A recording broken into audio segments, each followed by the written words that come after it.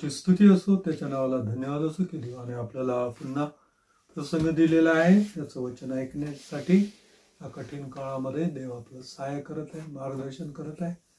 आपल्या निराशेमध्ये, आपल्या दुःखामध्ये तो आपल्याला उत्तेजन देतो, आपल्याला पुन्हा आशा देतो त्याच्या वचनाच्या द्वारे. म्हणून देवाची स्तुती असो. आपण प्रार्थना करूया. प्रभू देवा, तुझ्या सर्व उपकारांबद्दल आम्ही तुझी स्तुती करतो, तुझ्या नावाला धन्यवाद देतो. तू आमची भेट घेतो, तू आम्हाला तुझी वाणी ऐकवतोस. हे प्रभू, तू आमचं मार्गदर्शन करतोस, तू आम्हाला निराशेमध्ये उत्तेजन देतोस. या सर्व गोष्टीबद्दल आम्ही तुझी स्तुती करतो, तुझ्या नावाला धन्यवाद देतो. पुढील संदेशाची वेळ आम्ही तुझ्या हातामध्ये समर्पित करतो. तू आम्हाला आशीर्वादाने भरून टाक. येशूच्या नावाने प्रार्थना केली आहे म्हणून तो एक आमेन. आजचा जो संदेश आहे आणि त्याचा जो शास्त्र भाग आहे तो उत्पत्तीचं पुस्तक 15वा अध्याय 1 ते 3 आणि 5 ही वचनं हा शास्त्र भाग आहे. मी आपल्या समोर वाचून दाखवतो. या गोष्टी घडल्यावर अब्रामास दृष्टांतात परमेश्वराचे वचन प्राप्त झाले. ते असे, अब्रामा, भिवू नको, मी तुझी ढाल आहे, तुला मोठे प्रतिफळ मिळेल.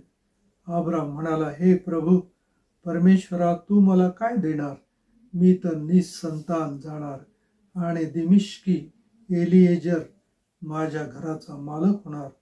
अब्राम आणखी म्हणाला, आणि तू मला काही संतान दिले नाही तर माझ्या घरात जन्मलेला दास माझा वारस होणार.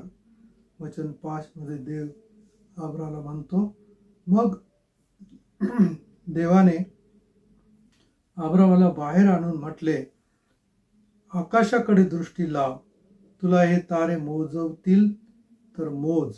मग देवाने अब्रामाला सांगितले, तुझी संतती अशीच होईल. आता जो संदेश आहे त्याचं शीर्षक आहे, आकाशाकडे दृष्टी लाव. आकाशाकडे दृष्टी लाव. जीवनाचा प्रवास करत असताना जेव्हा अब्राम बऱ्याचदा थकला आणि निराश झाला, तेव्हा त्याच्या मुखातून सुद्धा देवासमोर निराशेचे शब्द बाहेर पडले. खरं पाहिलं तर अब्राम हा विश्वासाचा पिता असा होता, आदर्श असल्या प्रकारचा होता. परंतु त्याच्याही जीवनात आपण पाहतो की संशय, अविश्वास व निराशा ह्या गोष्टी आलेल्या आहेत. परंतु तो त्याच निराशेमध्ये राहिला नाही किंवा मागं गेला नाही, परंतु तो आपल्या जीवनामध्ये त्यामधूनही बाहेर निघाला आणि पुढे पुढे जात राहिला. परंतु त्याच्याही जीवनामध्ये निराशेचे प्रसंग आले आणि त्याचे निराशेचे शब्द 15 अध्याय 2 आणि 3 या वचनामध्ये आपल्याला वाचायला मिळतात. अब्राम म्हणाला, हे प्रभू परमेश्वरा, तू मला काय देणार? मी तर निसंतान जाणार आणि दिमिश्की एलिएजर माझ्या घराचा मालक होणार. अब्राम आणखी म्हणाला, आणि पहा, तू मला काही संतान दिले नाही तर माझ्या घरात जन्मलेला दास माझा वारस होणार. हे अब्रामाचे निराशेचे शब्द आहे. कारण तो देवाला म्हणतो, हे परमेश्वरा, तू मला काय देणार? मी तर निसंतानच जाणार, म्हणजे माझा शेवट असाच होणार. माझ्या जीवनामध्ये कुठलंच संतान नाही आणि माझी जी मालमत्ता आहे ती माझा नोकर त्याची होणार आणि अशा रीतीने माझा शेवट होणार. तर हे जे शब्द आहे ते अब्रामाचे निराशेचे असल्या प्रकारचे होते. खरं पाहिलं तर त्याच्या जीवनामध्ये इतर ज्या गोष्टी होत्या त्या देवाने भरपूर असल्या प्रकारच्या दिल्या होत्या. अध्याय 13:2 मध्ये लिहिलेले आहे, अब्राम कळप, रुपे व सोने यांनी संपन्न होता. त्याचप्रमाणे शत्रूवर सुद्धा त्याने विजय मिळवला. ज्यावेळेस लोट आणि त्याची मालमत्ता आणि त्याचे स्त्रिया शत्रूने नेले, त्यावेळेस अब्राम केवळ 318 दास घेऊन गेला आणि त्याने शत्रूला मार दिला आणि लोट, त्याच्या स्त्रिया आणि त्यांची मालमत्ता ही परत आणलेली आहे. म्हणजे शत्रूवर मात करणारा आणि ज्याच्याजवळ धन संपत्ती आहे, कळप आहे, रुपये आहे, सोने आहे, असा तो होता. म्हणजे इतर सर्व त्याच्या जीवनामध्ये गोष्टी होत्या, परंतु एक गोष्ट त्याच्या जीवनामध्ये नव्हती. ती गोष्ट म्हणजे संतान. वास्तविक पाहता देवाने ज्यावेळेस अब्रामाला बोलावलं ऊर गावावरून आणि खासद्यांच्या देशामधून, त्याच वेळेस देवाने त्याला अभिवचन दिलं होतं सुरुवातीलाच, पहिल्याच भेटीमध्ये. आणि ते अभिवचन हे होतं की मी तुझ्यापासून राष्ट्र निर्माण करेल. त्याचा अर्थ मी तुला पुत्र देईल. पुत्रापासूनच राष्ट्र होते. परंतु हा पुत्र मात्र त्याला अजून मिळाला नव्हता आणि ते पुत्राचं वचन तर त्याला सुरुवातीलाच मिळालं होतं. 12 अध्याय 2 वचनामध्ये लिहिलेलं आहे, परमेश्वर म्हणतो, मी तुझपासून मोठे राष्ट्र निर्माण करेल, मी तुला आशीर्वाद देईल, मी तुझे नाव मोठे करेल. आणि या वचनाप्रमाणे तो पुत्राची वाट पाहत होता आणि त्याचं वय 75 पेक्षा वाढलेलं असल्या प्रकारचं होतं. तो म्हातारा झालेला होता आणि वाट पाहत होता, परंतु त्याला अजून पुत्र मिळाला नव्हता आणि म्हणून तो निराश झाला होता. आणि त्या निराशेमध्ये त्याच्या विश्वासाची जागा संशय घेऊ लागला होता आणि त्याच्या आशेची जागा निराशा घेऊ लागली होती. त्याचा एक प्रकारे भ्रमनिराश झाला होता, कारण त्याला दिलेलं अभिवचन आणि त्याची पूर्तता याच्यामध्ये फार फरक होता. कुठलीच पूर्तता त्याला दिसत नव्हती आणि त्याचं वय वाढत होतं आणि म्हणून साहजिकच त्याला एक निराशा असल्या प्रकारचे आलेली होती. पुत्राविना ज्यावेळेस तो भविष्याकडे पाहत होता त्यावेळेस त्याला अंधार असल्या प्रकारचा दिसत होता. परंतु अशा परिस्थितीमध्ये आणि म्हणून तो अब्राम म्हणाला की हे परमेश्वरा, तू मला काय देणार. म्हणजे सर्व गोष्टी तर देवाने त्याला दिल्या होत्या, परंतु जी एक महत्वाची गोष्ट होती की ज्यामुळे त्याच्या जीवनामध्ये एक पोकळी निर्माण झाली होती, निराशा निर्माण झाली होती, की ज्याच्यामुळे इतर गोष्टी त्याला फोल वाटत होत्या, ती गोष्ट नाही तर इतर गोष्टी काय कामाच्या, किंवा ती जी मालमत्ता होती ती दुसऱ्यांच्या घशात जर जाणार, दुसऱ्यांच्या हातात जर जाणार, तर मग ती मालमत्ता, ते सोनं, ते रूप, ते सर्व ते काय कामाचं, असल्या प्रकारे विचार करून त्याच्या जीवनामध्ये एक निराशा पसरत चाललेली होती. परंतु देवाने त्याला सोडलं नाही. देवाने त्याची निराशा दूर करण्यासाठी त्याला उत्तेजन असल्या प्रकारचे अनेक शब्द त्याला दिले, अनेक गोष्टी त्याला सांगितल्या आणि जेणेकरून त्याची निराशा देवाने दूर करण्याचा प्रयत्न केला. देवाची इच्छा आपल्या जीवनासंबंधी सुद्धा हीच आहे की आम्ही निराशेमध्ये राहू नये, परंतु नेहमी आशेमध्ये जीवन जगावं. आणि देवाने त्याला कोणत्या गोष्टी दिल्या की जेणेकरून त्याची निराशा दूर होईल आणि त्याच्या आशेचा दीप पुन्हा पेटेल. पहिली गोष्ट, देवाने त्याला ज्यावेळेस अब्रामाने असल्या प्रकारचे निराशेचे शब्द वापरले त्यावेळेस देवाने त्याला बाहेर नेलं आणि त्या अब्रामाला त्याने सांगितलं की तू आपली दृष्टी आकाशाकडे लाव. आकाशाकडे म्हणजे काय? आकाशातील ताऱ्यांकडे. तारा एक नाही, एका ताऱ्याकडे आपली दृष्टी लावायला सांगितली नाही, परंतु असंख्य ताऱ्यांकडे त्याने आपली दृष्टी लावायला लावली. आणि त्याला ही गोष्ट सांगितली की तुला मोजता येतील हे तारे तर तू मोज. आणि पुढची गोष्ट देवाने त्याला सांगितली की आकाशातल्या या असंख्य ताऱ्यांप्रमाणे मी तुझी संतती करेल. अब्राम केवळ एक पुत्र मागत होता, परंतु देवाने त्याला अभिवचन दिलं असंख्य पुत्रांचं. असंख्य पुत्र म्हणजे राष्ट्राचं. अब्रामाने त्याला एक पुत्र मागितला, परंतु देवाने त्याला राष्ट्राचं अभिवचन दिलं आणि या प्रकारे देवाने त्याला उत्तेजन देण्याचा प्रयत्न केला, त्याची निराशा दूर करण्याचा प्रयत्न केला. दुसरी गोष्ट देवाने त्याला सांगितली वचन 7 मध्ये, तो त्याला म्हणाला की मीच तुला खासद्यांच्या देशातून निवडून आणलेलं आहे.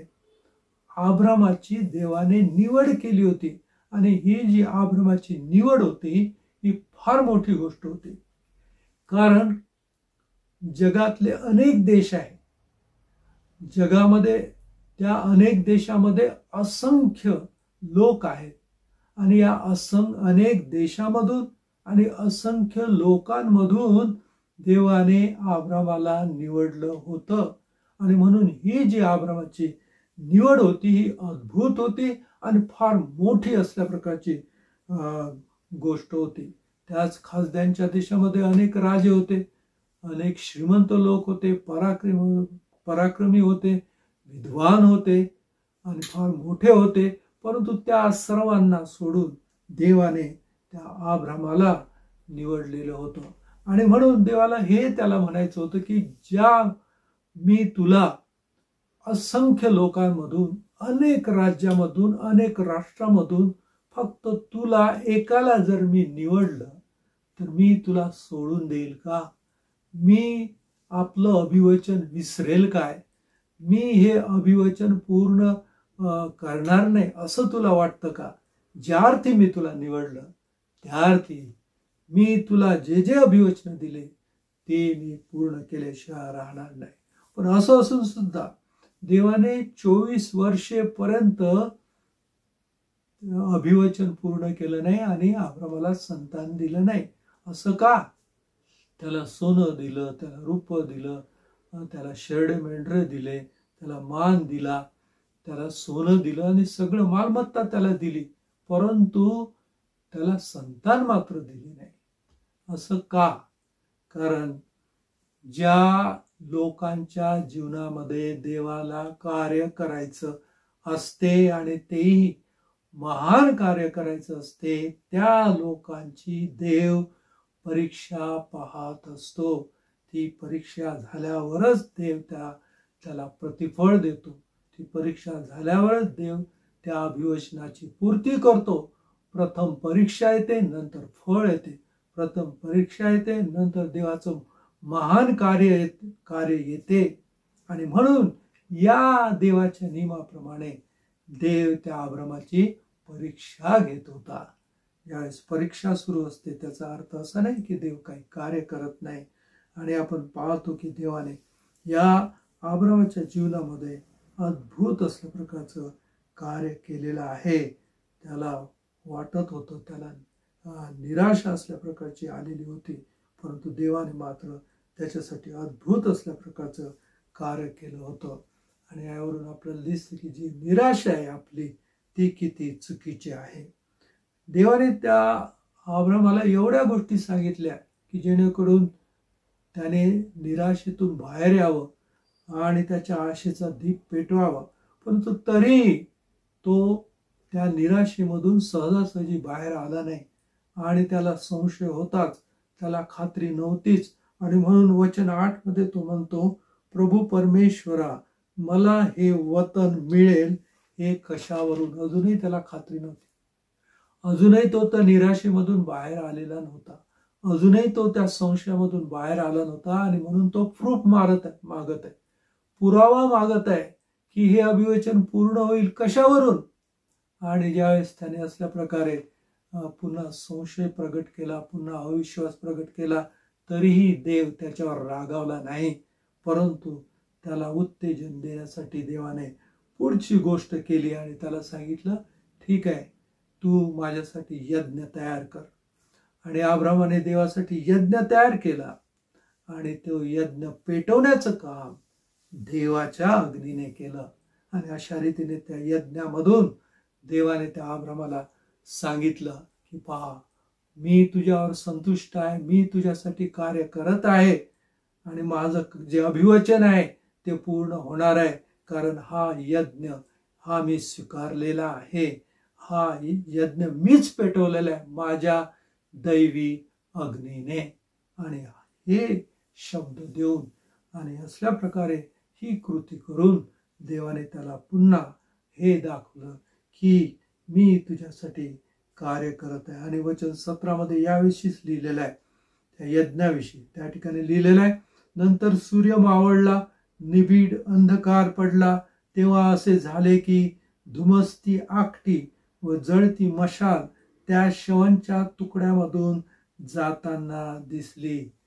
अब्रामाने यज्ञ रचला, परंतु तो पेटवण्याचं काम देवाच्या अग्नीने केलं, देवाने केलं.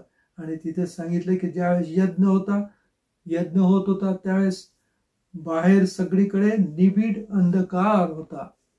आणि त्या अब्रामाच्या जीवनामध्ये सुद्धा, मनामध्ये सुद्धा निबिड अंधकार होता, निराशेचा निबिड अंधकार. परंतु देवाची मशाल आली आणि तो यज्ञ पेटला. तसंच त्या यज्ञाच्या द्वारे या अब्रामाच्या जीवनामधील सुद्धा आशेचा दीप पेटलेला आपल्याला दिसतो. आणि देवाने तो पेटवला, त्याची निराशा दूर केली. आणि आपण पाहतो की खरोखरच जसं अभिवचन देवाला दिलं, अब्रामाला दिलं, त्याप्रमाणेच ते सत्यात उतरलेलं आहे. देवाने त्याला पुत्र दिला, त्या पुत्रापासून मोठं राष्ट्र निर्माण केलं. आणि आज सुद्धा ते राष्ट्र बलाढ्य असल्या प्रकारचं राष्ट्र आहे जगाच्या पाठीवर.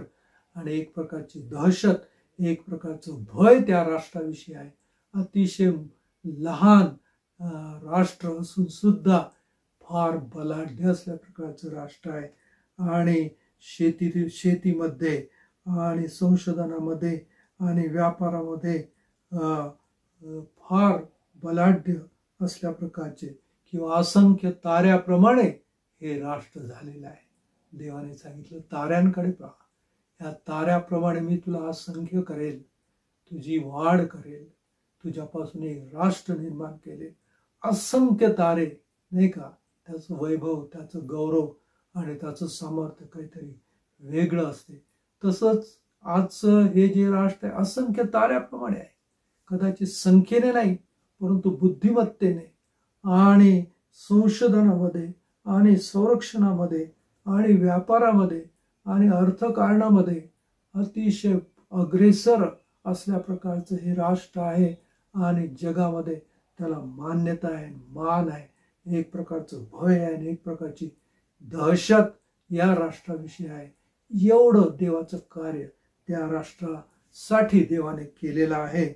आणि आज सुद्धा ते लढत आहे, परंतु नष्ट होत नाही आणि नष्ट होणारही नाही, कारण देव त्यांच्या बाजूने लढत आहे. जसं अब्रामाला देवाने सांगितलं होतं की मी तुझी ढाल आहे, तसं या राष्ट्राची सुद्धा देव ढाल आहे. ढाल हा देव आहे. आणि जिथे ढाल देव असतो तिथे त्या राष्ट्राला कोणी स्पर्श करू शकत नाही. आज सुद्धा ते राष्ट्र टिकून आहे, लढत आहे आणि पुढे जात आहे. आणि कारण देव त्यांच्या बाजूने आहे, देव त्यांची ढाल आहे. आज हे आपल्या डोळ्यासमोर पाहतो. आज आपण सुद्धा त्या इस्रायल लोकांसारखे आहोत, कारण आज आपण सुद्धा अब्रामाचे वंशज आहोत, अब्रामाचे मुलं आहोत. आज आपण सुद्धा निवडलेलं आहोत. आमच्यासाठी सुद्धा देवाची योजना आहे. म्हणून आम्हाला निराश होण्याचा अधिकारच नाही. निराशेत आपण वाचलं की अब्राम त्या देवाला म्हणाला, हे प्रभू परमेश्वरा, तू मला काय देणार? हे निराशेचे शब्द आहे. हे प्रभू परमेश्वरा, तू मला काय देणार? काय दिलं? जे द्यायचं ते दिलंच नाही. ते दिलं नाही म्हणून तर माझ्या जीवनात पोकळी आहे, जे असून नसल्यासारखं आहे. तू मला काय देणार? मी तर निसंतान असल्या प्रकारे माझा शेवट होणार आहे. जी मला मालमत्ता दिली त्याचा उपयोग काय? ती तर माझ्या दासाची होणार आहे, नोकराची होणार आहे, माझ्या मुलाची होणार नाही. हे निराशेचे शब्द आहे. तू मला काय देणार? तू मला काय दिलं? दिलं होतं, पण तो म्हणतो जे द्यायचं ते दिलं नाही. परंतु देवाने त्याचं जीवन बदलून टाकलं. देवाने त्याला इतकं दिलं अब्रामाला की मी तुम्हाला सांगतो, अब्रामाला जेवढं दिलं, जेवढा मान दिला, जेवढी वाढ दिली, जेवढं गौरव दिलं, जेवढा आशीर्वाद दिला, तेवढं या जगाच्या पाठीवर कोणालाच दिलेला नाही. कोणालाच नाही. इतका मान त्याला आहे. मुस्लिम जे लोक आहेत ते त्याला मान देतात, ख्रिश्चन जे लोक आहेत ते त्याला आपला पिता म्हणतात, ज्यू जे लोक आहे यहुदी ते सुद्धा त्याला आपला पिता म्हणतात आणि आहे तो. हे तीनही लोक त्याला मान देतात आणि त्याला आपला पिता असल्या प्रकारे समजतात. एवढा मान देवाने, एवढा आशीर्वाद देवाने त्या अब्रामाला दिला. मग इथं प्रश्न पडतो की त्याची जी निराशा होती ती चूक की बरोबर? ती एकदम चूक असल्या प्रकारची होती. म्हणून असल्या प्रकारच्या परिस्थितीमध्ये, कोणत्याही परिस्थितीमध्ये आम्हाला आशा सोडता येत नाही.